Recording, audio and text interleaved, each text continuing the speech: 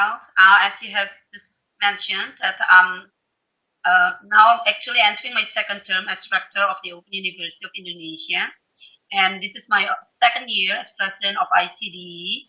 And I've been working in the open and distance learning field since 28 years ago. I guess that sums up about everything.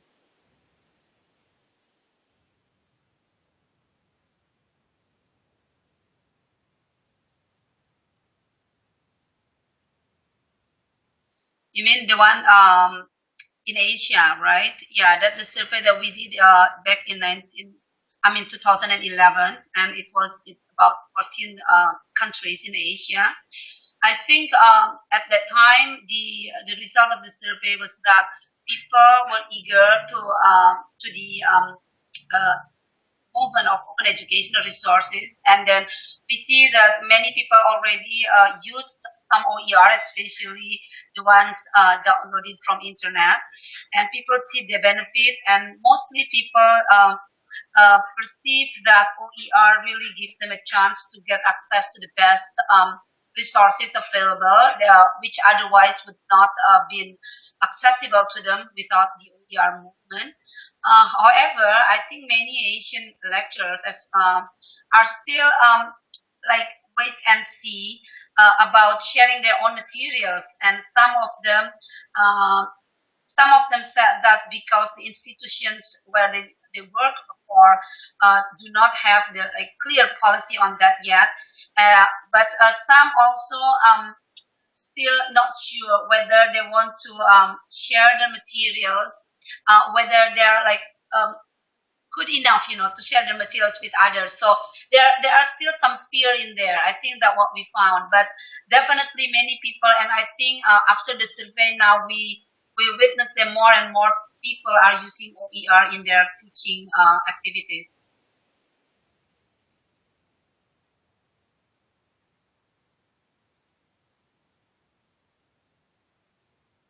Well, I mean, I don't have any information on that because I think that needs to be done through another survey, especially if it's in other countries or other institutions. But in my own university, for example, we encourage our faculty to share the materials, and then last year, for example, I made a clear policy about that we would like the faculty to share the materials in our website.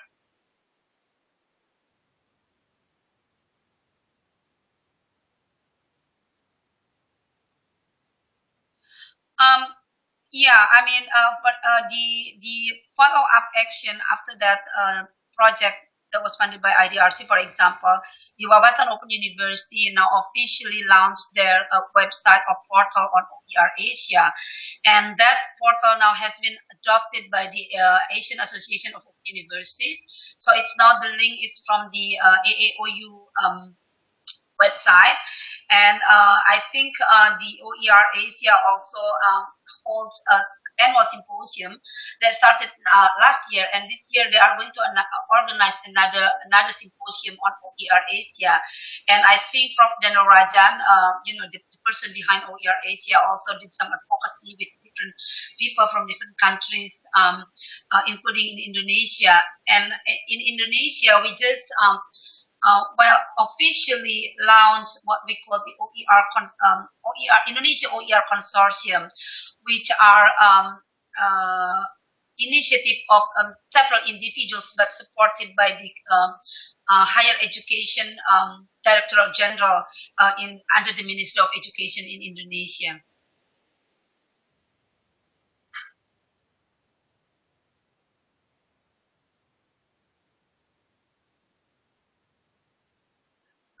I think in Asia, as you said, it's still just a hype,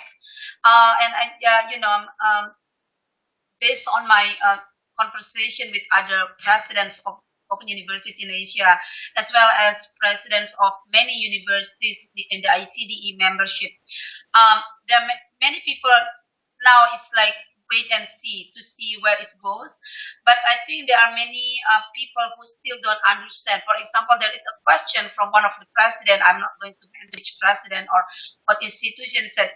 Well, we've been doing this Open University forever. Are we doing the MOOCs or not? So there are still, um, uh, people don't really understand what it is and what the difference between books and the courses that they have been offering, all these years. But I think with the I'm following the MOOCs movement through the MOOCs newsletter, distributed by Stephen Jones, and I see that it's progressing. Even though I think it's still in the pilot project stage, in many institutions. But for myself, in my personal opinion, is that it helps us, people who, like, I've been working in the ODL for a long time, and I think the MOOCs helps us disseminate the information about that learning can indeed be done at a distance and using technology, whether it is like between apple and orange, between ODL, like what we do in the Open Universities, and MOOCs. But I think it's complementary, and conceptually, it's helping us in disseminating the concept and in making people understand what we have been trying to do all these years. And I think eventually MOOCs will find its own practical implementation that can be accepted maybe in a wider community. And it's not going to be just a hype, but probably will be incorporated into the actual practice of formal education. And I see, now, like, several universities have been trying to acknowledge the credits that have been earned through MOOCs, but I have not read any formal evaluation whether they have worked or not yet. Yeah.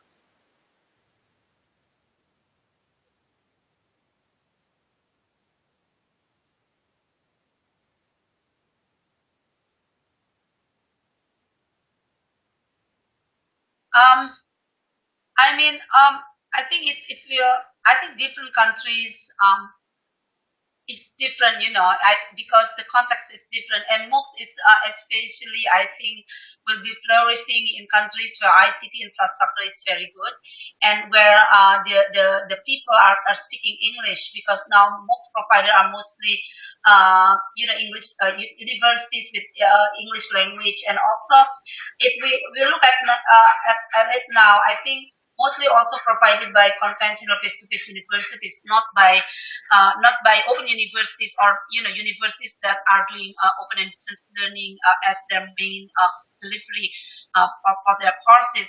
So for Indonesia, for example, I think MOOCs will be very good for informal education because I think it's very good to give people access to quality resource of education, especially if it's done by very good or high quality professors.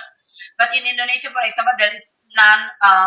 There's no MOOCs yet being offered like within the country, and I think only very limited Indonesian people from Indonesia, not from outside Indonesia, also following MOOCs because of the language barriers. And I think unless there are MOOCs offered by in-country universities, I think there is not going to be a lot of benefits for Indonesian people because of the language barrier again, and also because of the ICT infrastructure barrier.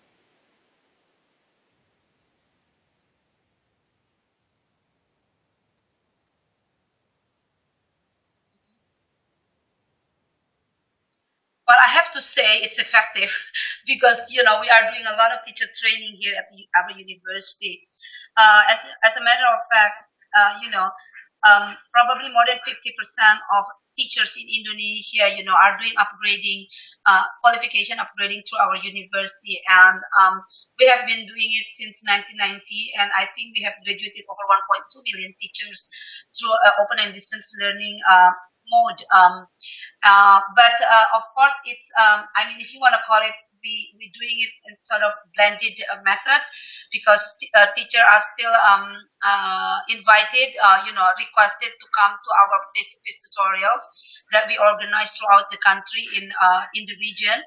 So and based on the evaluation that was done not by us but by independent research teams, teachers who graduated from the open universities, in fact, they are excel in certain aspects of their teaching. For example, in preparing the materials for teaching, in developing or planning the teaching classes, and also in developing the what is it, the evaluation or assessment questions for the students, and also in Indonesian context, it's sort of it's a must, because with as an archipelago of the country, and then we have about 4 million, no, 2.7 million teachers who are not yet having the qualification that is required to become a teachers, but they are already teaching in schools, throughout the country, and there is no way that they can leave their schools to upgrade their qualifications. So for us, there is no choice but doing it through distance education, and that's why in Indonesia it has been a very significant method of teaching, teacher training, especially for practicing teachers. Like for our university, we're not doing pre-service teacher training. We're doing in-service teacher training only, and I think only that because they need to do practical teaching, right? So because they're already teachers, they're already teaching, so they can actually do the practical work in their own schools. That's why it's been very very effective.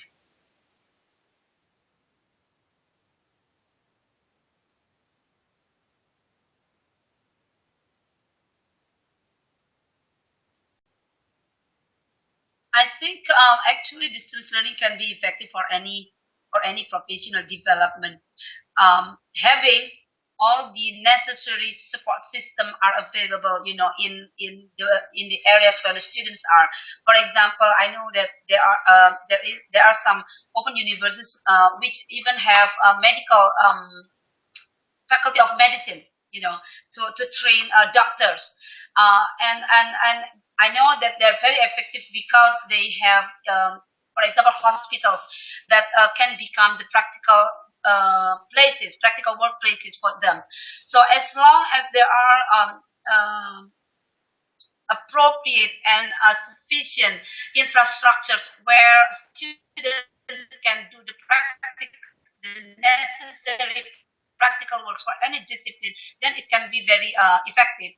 But in Indonesia, for example, because of the limited physical infrastructure for certain fields of education or professional development, that's why in Indonesia, for example, we don't have yet ODL for, say, engineering, or for medical, or for medicine. But some universities now already offer distance learning for computer science, for example, because we have so many computer faculty, I mean, universities or higher education institutions in the regions which offer computer science, which can become the places for the practical work for the ODL students. So I believe that actually it can be for any field, as long as the necessary infrastructure are available. Doesn't have to be belong to the ODL institution, but it should be accessible for the students to use.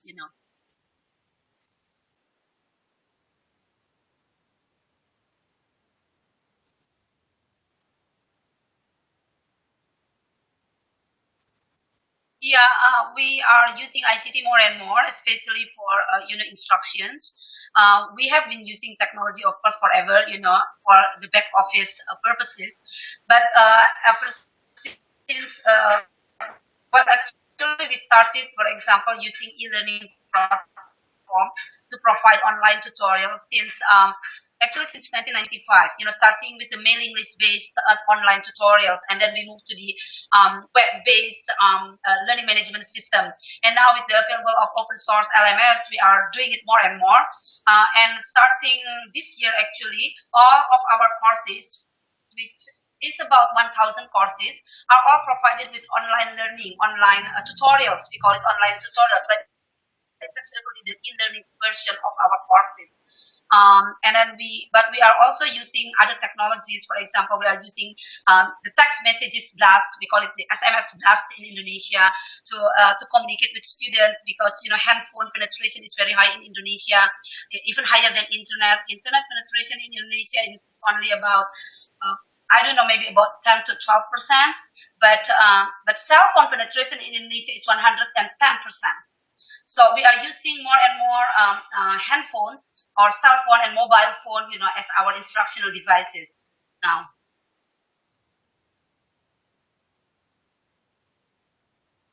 Well, as I said, we're using, we broadcast, for example, quizzes, through cell phone, and all of our materials, including our OER and also our online learning, our website, all are accessible through mobile phone.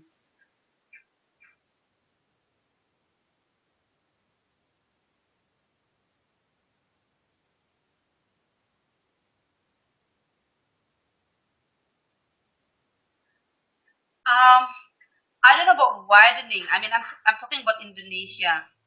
I don't know about widening, but I think they're not doing enough to, uh, you know, to um, to bridge the digital divide. I mean, they're not widening probably, but they're not doing enough to make it, uh, more accessible to the people.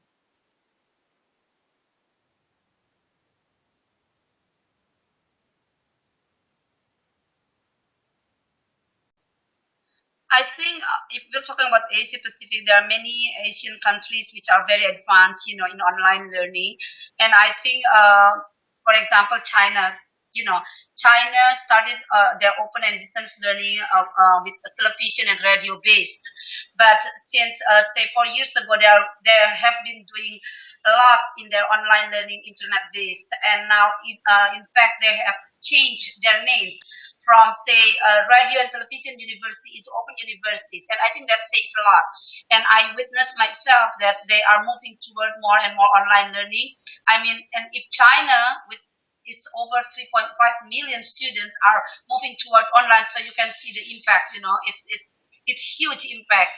And I know countries like Korea, for example, it has been basing their on distance learning to online learning, because with Korea, of course, there's no problem with connectivity. And even in countries like Malaysia and Thailand, they are now very advanced as well in online learning. India, of course, India is a mix of, the digital divide is still big, but the smartest people in IT also in India. So they are also, I think, moving toward online learning very much so. And then India has over 3 million distance learners as well. So with China and India alone, I think you can see the leap, in online learning in Asia. And in Indonesia, I see in the next 5 years it will also be, increasing very significantly, because now the private sectors are going into putting infrastructure of IT in Indonesia. And I think once it's there, people will catch up very, very quickly, because they are already familiar with the online gaming, with the online entertainment. And now the government is pushing e-government for every aspect of the governance. So I think when people are already familiar with the device, already familiar with the platform, and jumping into learning is just a step, away. And I believe in within like 5 to 10 years from now, I think the online learners in Indonesia will be increasing very significantly.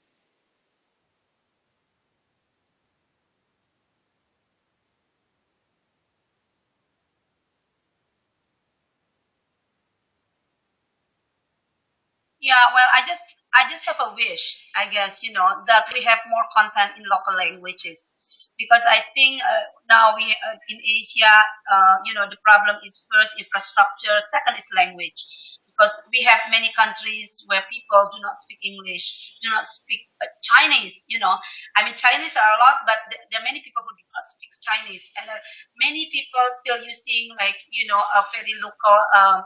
Um, alphabet, and I just wish that we have more localization, not only in content but also in a software. I know, IDRC has been helping many countries in doing so, and I hope that it will continue supporting such activities in Asia, because only then we can really reach and give the benefit of this to everybody in Asia. But thank you for interviewing me.